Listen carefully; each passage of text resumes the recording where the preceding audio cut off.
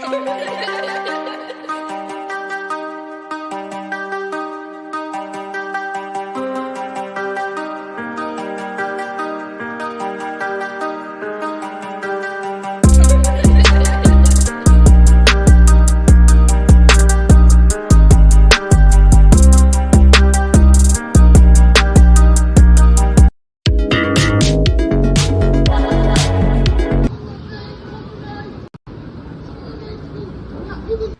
got a trip coming up. I'm gonna reveal the trip on day 15 of the challenge because we gotta at least make sure that we get started. So on day 15, I'll let y'all know where I'm going. Before that, I'm gonna basically just be posting videos, making videos, just showing you what I'm doing for the challenge. You know what I'm saying? So obviously we gotta save money. We gotta get in the gym. You know what I'm saying? Those are the two main things. So definitely about to edit some videos tonight, and I'm gonna post them on YouTube. Gold D Singles everywhere: YouTube, TikTok, Twitch. GOLDSINGLES. Gold Singles. Follow me on those platforms, and definitely you'll be able to see. You'll be able to see basically the whole challenge. 30 days, well actually, I believe it's 31 days. So 30 days is cool, 30 days is like a month, quote unquote. But because January has 31 days and February has 28, I felt like it was only right that I go ahead and do a 31-day challenge just because of like how wacky the months are about to be. So I don't want to have to focus on like going from this day to that day. It's going to be weird regardless because of the difference in days and month, the days in the month versus January and February.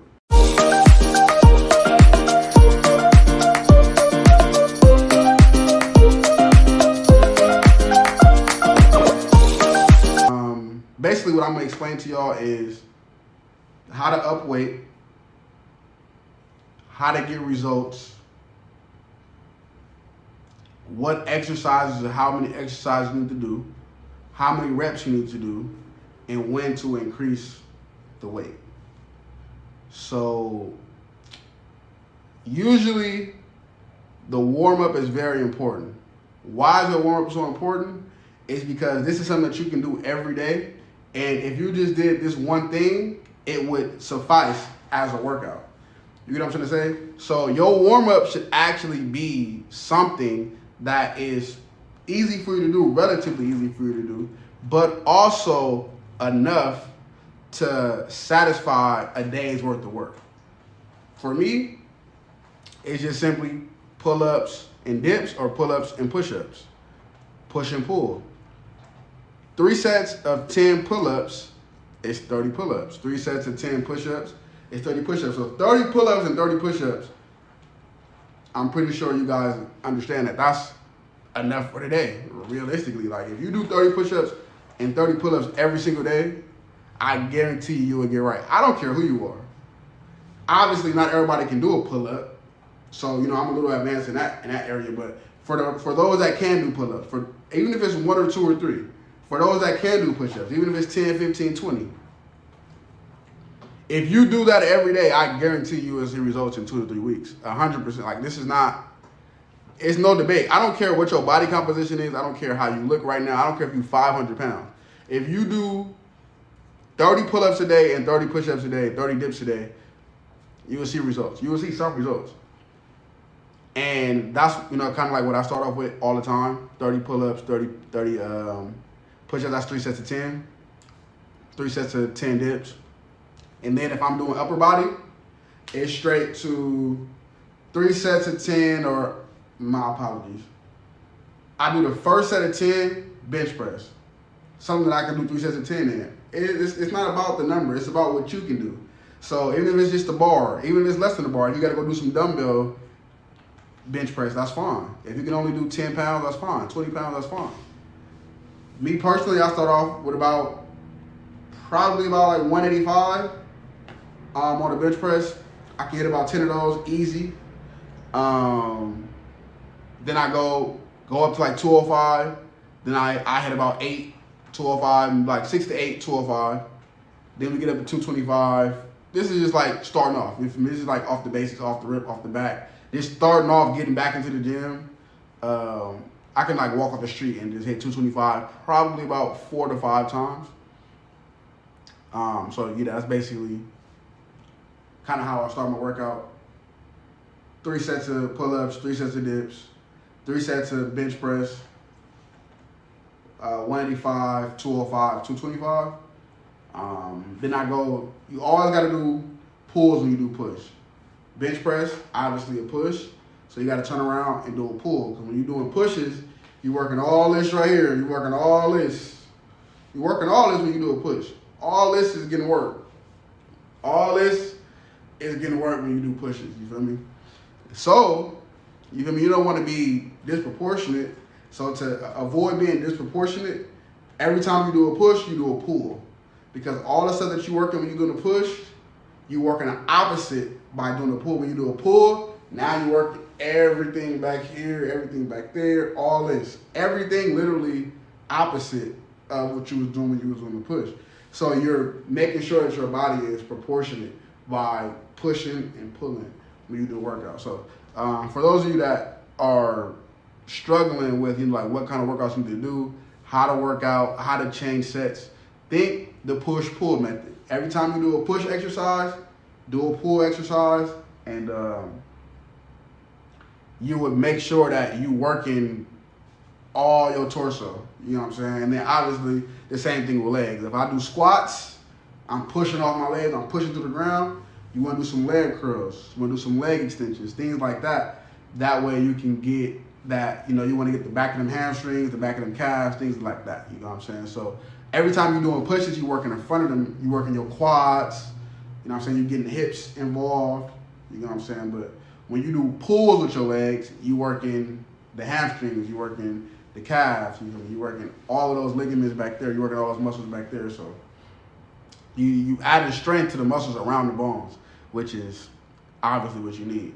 As it pertains to up and weight, if you want to up weight, and you should be up in weight if you're in the gym, the best way to up weight is to first and foremost start with something that's easy for you. Start with something that you can do 10 to 15 times. For example, on the bench press, start off with the bar. That's 45 pounds. If I'm talking about for people who like really, really novice. And then for those who are a little strong, start off with a 145. That's one plate. That's a 45 pound. So if you're on the weaker side, start with the bar, or even go to dumbbell bench and get, you know, like a smaller dumbbell, 10, 15, 20. Those are obviously like women's weight. You know what I'm saying? Like if you're a woman who's getting started with this and haven't yet, you know, got into bench press, stuff like that, and you need a very, very minimal weight, then, you know, start off with dumbbells and get like a 10, get like a 5, 10, 15, 20, and lay down and do, you know, dumbbell bench. If you are somebody who can start off with at least the bar, 45 pounds, or somebody who's a little bit stronger than just the bar and can lift the bar with a plate, or, you know, a 25, 35, 45, anywhere in between right there. If you can do that, start off with something that you can do 10 to 15 times off the bat, off the rip. Like as soon as you lay down, you can, no matter what you're doing, no matter where you at, you can lay down and hit 10 to 15. Do that just for that week. Go ahead, do 3 sets of, you know, you can do drop sets, you can do 10, 8, 6, or you can just do 10, 10, 10, 3 sets, 10, 10, 10, if it's that easy for you, right? The next week, at least put the 2.5s on there. At least put 2.5 extra on each side. At least add one more weight to what you were already doing. So for those of you that are nervous and scared about up and weight, just put the 2.5 on there. Trust me. Put the 2.5 on there for that next week, that second week, 2.5, and then lift that 3 times. As many times as you can, because if you can do one thing 10 to 15 times, add in 5 more pounds, you can do that at least 8 times, 6 times. So just do it. If you can only do it 6 times, do it 6 times. If you want to do it 4 times, do it 4 times, but do it. Let your mind and your body get used to lifting that weight. That's what it's all about. And then repeat. Do the same thing next week.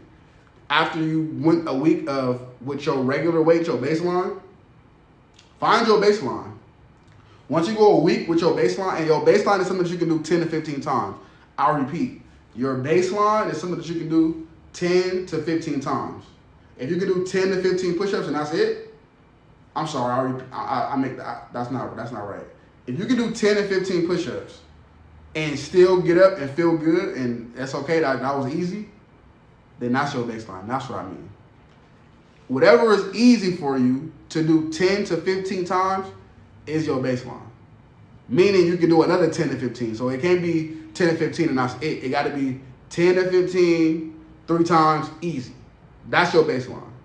Once you establish your baseline, add 2.5 pounds on each side for that. So if you're doing dumbbells and you were doing 10-pound dumbbells, do 12.5-pound dumbbells next time. If you were with the bar and you was at 45 pounds, add 2.5 on each side, and now you lifting 50 pounds. If you can do the bar plus the 45 pounds, which I believe is 135. It might be 145, but I believe it's 135. I can do the math later. I don't feel like it. If you add 5 pounds to that on each side, you feel me? Now you have 145 or 155. You get me? So that's how you add weight weekly in the gym, and it's really a mental thing. A lot of times, like a lot of people be afraid to add weight or up weight. Mentally, they feel like they can't do it, but in reality, you know, by doing what you did last week, you 100% positively can do it at least a few times. Don't think about hitting it 10 times. Don't think about hitting it 15 times. Just think about hitting it 4 times. Think about hitting it 5 times. And that's the beauty of this working out stuff, is because if you can push yourself to the limit, if you find a weight that you can only lift 5 times, but you can confidently lift 5 times, you're going to be swole. That's just real talk. That's just what it is.